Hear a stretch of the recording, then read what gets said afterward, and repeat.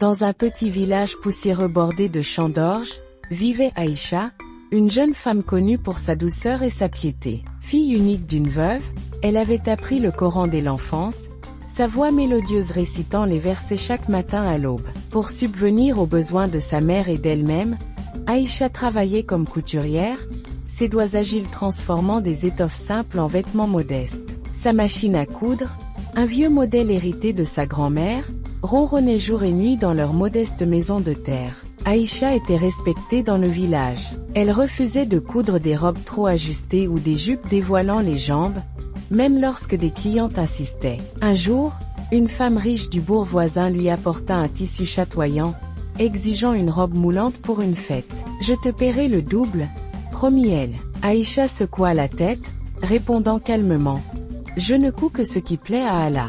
La femme partit, mécontente, mais la réputation d'Aïcha comme femme intègre ne fit que grandir. Malgré sa droiture, la vie d'Aïcha était rude. Elle se maria à un homme pieux mais pauvre, nommé Youssef, qui travaillait comme ouvrier dans une briqueterie. Ensemble, ils eurent un fils, un garçon aux yeux rieurs qu'ils nommèrent Bilal. Mais la pauvreté pesait lourd. Youssef gagnait à peine de quoi payer le bois pour l'hiver, et Aïcha cousait sans relâche, même enceinte, pour nourrir sa famille. Elle utilisait souvent les chutes de tissu laissées par ses clientes pour habiller Bilal, cousant de petites tuniques avec soin. Les clientes, touchées par sa situation, lui laissaient ses restes sans rien dire. Un soir d'orage, alors que Bilal avait 2 ans, Aïcha trébucha en portant une pile de vêtements finis. Sa tête heurta le coin de la table, et elle s'effondra, immobile. Youssef, rentrant tard de l'usine, la trouva ainsi, le sang tachant le sol. Il cria, alerta les voisins, mais il était trop tard. Aïcha avait rendu l'âme. Le village pleura cette perte. Sa mère, brisée, murmurait entre ses larmes, « Ma fille était un ange. Pourquoi si tôt ?» Lors des funérailles, les villageois louèrent sa piété, son humilité, et son dévouement. Elle fut enterrée dans le cimetière à la lisière du village, sous un ciel gris et lourd. Les jours passèrent, mais une ombre plana sur la maison d'Aïcha. Youssef, dévasté, s'occupait seul de Bilal et de sa belle-mère. Une nuit, alors qu'il rangeait les affaires d'Aïcha, il trouva une boîte en bois sous la machine à coudre. À l'intérieur, des dizaines d'aiguilles usées, certaines rouillées, d'autres encore enfilées de bouts de fil. Il pensa qu'elle les gardait pour les réutiliser, un réflexe de leur vie frugale, et n'y prêta pas plus d'attention. Mais une semaine plus tard, un incident bouleversa tout. Youssef avait oublié son couteau de travail, un outil essentiel pour couper les cordes à la briqueterie, dans sa poche lors de l'enterrement. Craignant la colère de son patron, un homme dur qui ne tolérait aucun retard, il se rendit au cimetière à minuit pour le récupérer. Armé d'une pelle et d'une lampe, il creusa la tombe d'Aïcha, le cœur serré mais poussé par la nécessité. Lorsqu'il atteignit le linceul, un cri lui échappa. Le gardien du cimetière, alerté par le bruit, accourut et vit la même chose.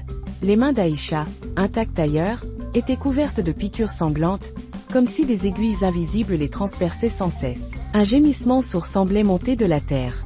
Youssef, tremblant, referma la tombe avec le gardien, oubliant le couteau. « Pourquoi ?» murmura-t-il, les larmes aux yeux. Elle était si bonne, si pieuse.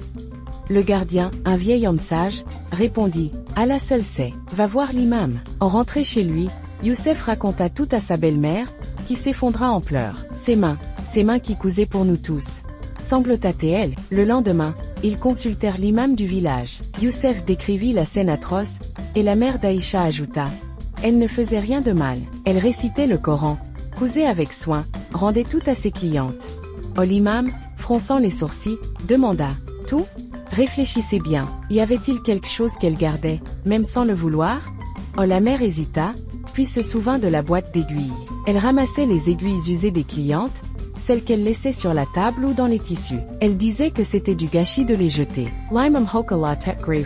Ces aiguilles ne lui appartenaient pas. Même usées, elles étaient la propriété de celle qui payait pour son travail. Les garder, c'était trahir la confiance, l'amana. Ses mains, qui ont pris ce qui n'était pas à elles, subissent maintenant le châtiment. Youssef protesta, mais c'était si petit. Elle ne volait pas par malice. L'imam répondit, Allah est juste, même une aiguille compte dans la balance des actes. Allez demander pardon à ses clientes, et prier pour son âme.